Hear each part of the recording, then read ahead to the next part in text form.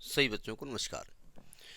हम बात कर रहे हैं सिंगेज कैलकुलस की, जिसका चैप्टर 10 डिफरेंशियल इक्वेशन की बात हो रही है। आज उसका टॉपिक है differential equation reducible to linear differential equation. क्या कहना चाहते हैं भाई? हमने आपको लीनियर डिफरेंशियल इक्वेशन बताया था। क्या बताया था कि मान लीजिए कोई इक्वेशन ऐसा लिखा हो, dy by d x plus p y is equal to q. इस फॉर्म में अगर लिखा हो, जहां p और q ये x के फंक्शन होते थे। ठीक है, हम इसको ऐसे लिखते हैं, पी एक्स, ऐसे x को ऐसे ब्रैकेट में कर दो, इसका मतलब उसका फंक्शन होता है, ऐसे लिखा जा सकता है। तो अगर इस फॉर्मेट में कोई डिफरेंशियल इक्वेशन हो तो उसे हम कहते हैं लीनियर डिफरेंशियल इक्वेशन, है ना। और इसको सॉल्व करने का तरीका क्या था ये अब पढ़ के आए होंगे कि भाई उसके लिए हम एक इंटीग्रेटिंग फैक्टर निकालते हैं। वो होता था integral e to power integral P D x. ये इंटीग्रेटिंग फैक्टर था। इंटीग्रेटिंग फैक्टर का मतलब होता है किसी भी इक्वेशन में अगर इस फैक्टर से मल्टीप्लाई कर दिया जाए तो वो इक्वेशन इंटीग्रेबल हो जाएगा, इंटीग्रल लायक हो जाएगा, अदरवाइज वो नालायक होता है, नहीं होता इस भाषा के हिसाब से। तो हम इस इंटीग्रेटिंग फैक्टर से इसको मल्टीप्लाई करते हैं और इंटीग्रेट करते हैं तो लेफ्ट हैंड साइड का रिजल्ट आ जाता है y into e to power integral P D x, और इधर q में भी मल्टीप्लाई कर देंगे और ये मल्टीप्लाई होके इंटीग्रेट हो गया, तब रिजल्ट आया। इसको इंटीग्रेट कर देते थे, याद है ना। ये उल्टा भी होता था, d x by d y plus p x is equal to q, जहाँ पी और क्यू वाई का फंक्शन होता था। ठीक है, तो ये तो लीनियर डिफरेंशियल इक्वेशन था। लेकिन मान लीजिए कोई डिफरेंशियल इक्वेशन इस फॉर्म का हो जो कि लीनियर फॉर्म में ना हो, मतलब उसे लीनियर फॉर्म में आपको रिड्यूस करना पड़ेगा। एक मिनट, एक जरा देखना आते क्वेश्चन कौन सा डिस्कस किया जाए इसके लिए। 10.38, हाँ ठीक है। जैसे कोई क्वेश्चन ऐसा लिखा हो, मान लिया लिखा हो d y by d x plus, जरा समझने की कोशिश करिएगा, p y, p x y नहीं लिख रहा हूं, is equal to q x. मान लेते यहां पर y का फंक्शन तो लिखा हो एफ वाई, मान लेते वो जो पी वाई लिख रहे थे ना, y ना होकर के y का फंक्शन हो और इसके साथ इसका डेरिवेटिव लिखा हो, इस फंक्शन का, y के फंक्शन का डेरिवेटिव लिखा हो, तो y ना होकर के y का कोई फंक्शन हो, साइन y हो जाए, ठीक है, ऐसा कुछ हो जाए, लेकिन इसका डेरिवेटिव यहाँ पर प्रेजेंट हो, तब हम इसको किस तरीके से सॉल्व करेंगे। तो अब सिंपल सी बात, यहाँ पर एक चीज दिख रही है कि भाई अगर मैं एफ वाई को टी मान लेता हूं, मैं मान लेता हूं let f y is equal to t. हमने टी मान लिया, इसको यू मान लिया, टी मान लिया, आपकी जो मर्जी, जो आपको पसंद हो उसको मान लो। आपको पसंद यू है, चलो आपको मैं यू मान लेता हूं। तो अब इसको एक्स के रेस्पेक्ट में डिफ्रेंशिएट करो, तो क्या आएगा, ये आएगा f dash y d y by d x is equal to d u by d x, यही तो आएगा ना। और जब यहाँ रखेंगे तो ये पूरा रिजल्ट क्या आने वाला है, ये आने वाला है D u by d x plus, ये तो अब u माने हैं, तो p x का function u is equal to q x का फंक्शन। अब देखो आपका जो लीनियर डिफरेंशियल इक्वेशन है, जो d y by d x हुआ करता था, वो ये हो गया d u by d x, तो y की जगह u आ गया कि नहीं आ गया, आ गया ना। अब आपका जो इंटीग्रेटिंग फैक्टर होगा वो e to power integral P D X होगा। तो इसमें मल्टीप्लाई करोगे और इंटीग्रेट करोगे तो आएगा u into integrating factor is equal to q x into integrating factor का होल इंटीग्रेशन। तो ये हो गया, इस इक्वेशन को आपने लीनियर डिफरेंशियल इक्वेशन के फॉर्म में रिड्यूस कर दिया। एक तो ये तरीका होता है, ठीक है, इस तरीके का क्वेश्चन होता है, तरीका लगाइए।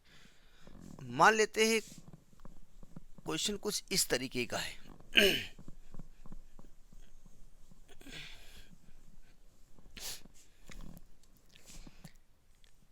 D y by d x plus, वो जो p लिखते हैं ना, p is the function of x, तो उसमें px लिखेंगे हम, मतलब ब्रैकेट में x बनाने का मतलब क्या होता है कि वो x का फंक्शन है। ठीक है, px y is equal to q x. इस प्रकार के का फॉर्म होता था लीनियर डिफरेंशियल इक्वेशन का। अब ये कह रहे हैं कि मान लेते हैं यहां पर y की पावर n हो, तब क्या करेंगे आप? तो आप कहेंगे भाई स्टैंडर्ड फॉर्म में यहां तो y का फंक्शन होता ही नहीं था, तो इसे हटा दीजिए। मतलब y की पावर n से डिवाइड कर दो सबको। जब y की पावर n से डिवाइड करोगे तो यहाँ आएगा 1/y की power n dy by d x plus p x, और इसको करोगे y की पावर n से डिवाइड तो 1/y की पावर n माइनस 1 हो जाएगा। भाई y की पावर 1 ऊपर है, y की पावर n नीचे है, तो ये माइनस हो जाएगा, is equal to q x का फंक्शन है।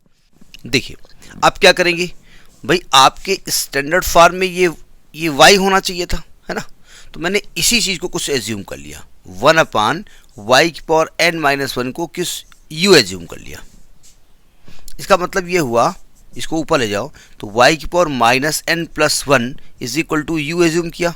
अब इसको डिफ्रेंशिएट करो तो माइनस n प्लस 1 y की power minus n plus 1 minus 1 हो जाता है ना, into d y by d x is equal to d u by d x.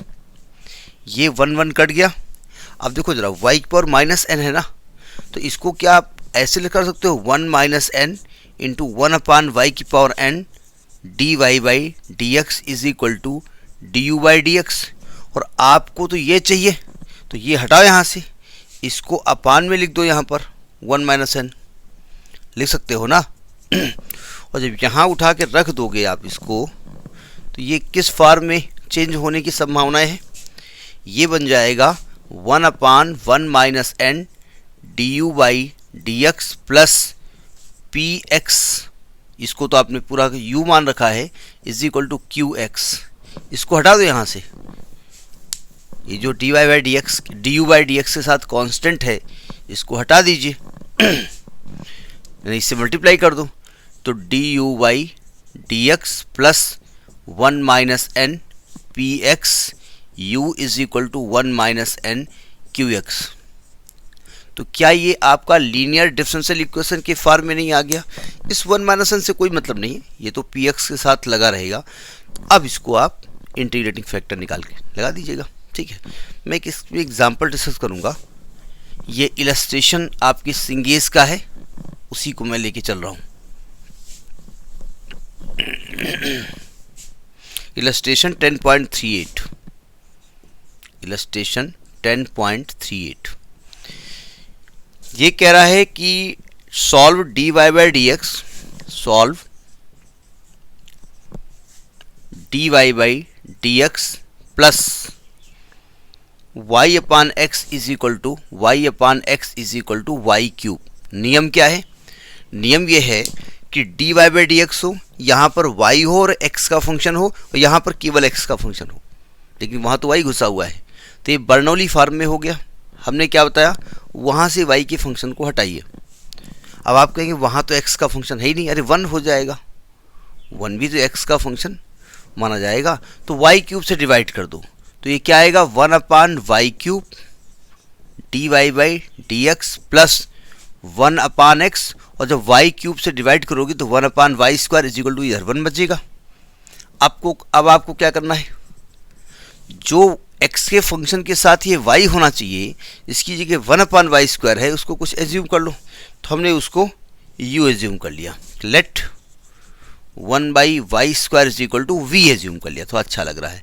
तो y की power -2 is equal to v, इसको डिफ्रेंशिएट करो, differentiating with respect to x क्या होने वाला है, -2 y की power -3 d y by d x is equal to d v by d x. सही बोल रहा हूँ ना? इस -2 को हटाओ यहाँ से, तो 1/y cube d y by d x is equal to -1/2 d v by d x.